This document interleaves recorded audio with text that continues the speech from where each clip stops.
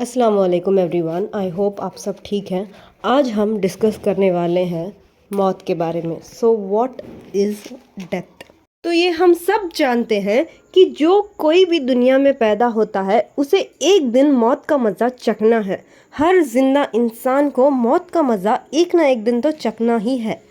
یہ چیز پہلے سے طے ہے، چاہے آپ امیر ہو، غریب ہو، صحت مند ہو، بیمار ہو، چاہے آپ کے پاس شہرت ہو، واٹ ایور اٹ از، ایک نہ ایک دن آپ کو موت کا مزہ تو چکھنا ہے۔ کیا آپ نے یہ کبھی سوچا ہے کہ کسی انسان کو جب 6 فٹ قبر کے اندر اتارا جاتا ہے تو اس کے اندر کتنی چھوٹی جگہ اور کتنا اندھیرا ہوگا؟ اس دن آپ دنیا کی ہر عیش و آرام، ہر ناچ گانا، ہر انجوائمنٹ کو انسان بھول جائے گا، اور اس دن جو صرف اور صرف اس کے ساتھ ہوگا وہ ہے اس کا نیک اعمال۔ کیا آپ جانتے ہیں ملک الموت ایک برے انسان کی، یعنی ایک نافرمان انسان کی روح اتنی بری طریقے سے قبض کرتے ہیں کہ اس کو بہت زیادہ تکلیف ہوتی ہے اور اس کو دنیا سے ایسے لے جایا جاتا ہے جیسے کوئی مجرم ہو۔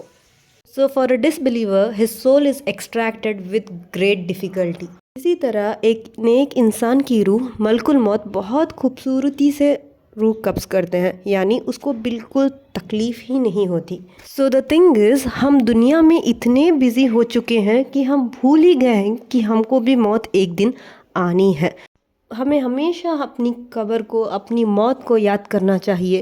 اس دن انسان کہاں تک بھاگے گا جب ملک الموت آپ کی روح قبض کرنے کے لیے آئیں گے، اور ہمارے پاس تو ویسے کوئی گارنٹی ہے بھی نہیں کہ ہم کتنے سال جئیں گے، رائٹ؟ کہتے ہیں آپ کے رشتہ دار 40 قدم تک دور بھی نہیں جاتے کہ منکر نکیر آپ کی قبر میں آپ کا سوال کرنے کے لیے آ جاتے ہیں۔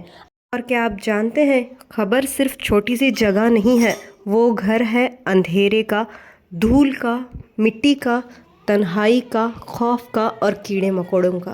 Always remember your grave is a house of loneliness, dust, insects, fear and darkness۔ اور آج جب ہم زندہ ہیں، اللہ نے ہمیں اولاد دی، دولت دی، عزت دی، صحت دی، کیا ہم اس گھر کے بارے میں سوچتے ہیں جہاں ہمیں کل جانا ہے اور جہاں پہ روشنی کی ایک سراغ تک نہیں ہے؟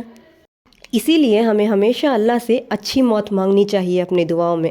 That's why always ask Allah سبحانہ تعالیٰ، O Allah make death easy for us، کیونکہ خبر آخرت کی منزلوں میں سے پہلی منزل ہے، یا تو جنت کا باغ ہے یا جہنم کا گڑھا۔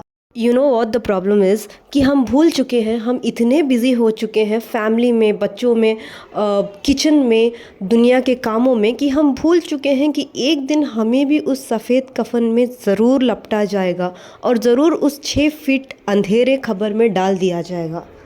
اور کیا آپ جانتے ہیں اس اندھیرے قبر میں، اس خوف کے گھر میں کون سی چیز آپ کا ساتھ دے گی؟ آپ کے نیک اعمال، جو بہت خوبصورت فرشتے کی شکل میں ہوں گے اور آپ کا ساتھ دیں گے۔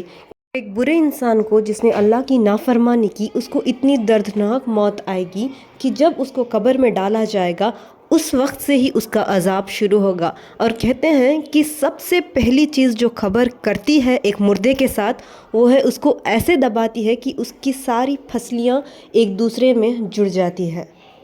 اسی لیے کہتے ہیں when a person dies he takes 3 things with him۔ جب ایک انسان دنیا چھوڑ کے چلا جاتا ہے تو اپنے ساتھ 3 چیزیں لے کر جاتا ہے۔ 2 چیزیں خیر واپس گھر آ جاتی ہیں اور ایک اس کے ساتھ رہ جاتی ہے۔ تو پہلا ہے مال اور اپنی فیملی واپس گھر آ جاتے ہیں، جو اس کے ساتھ رہتا ہے وہ اس کے اعمال ہے۔ تو ہمیشہ یہ دعا پڑھا کرے، اللہم انی اسألک حسن الخاتمہ۔ اس کا یہ مطلب ہے، O Allah I ask you for a good end. تو ہمیشہ اس دعا کو اپنی دعاؤں میں پڑھا کرے تاکہ اللہ آپ کو نیک اور اچھی موت عطا کرے۔ تھینک یو، جزاک اللہ خیر for watching this video till the end.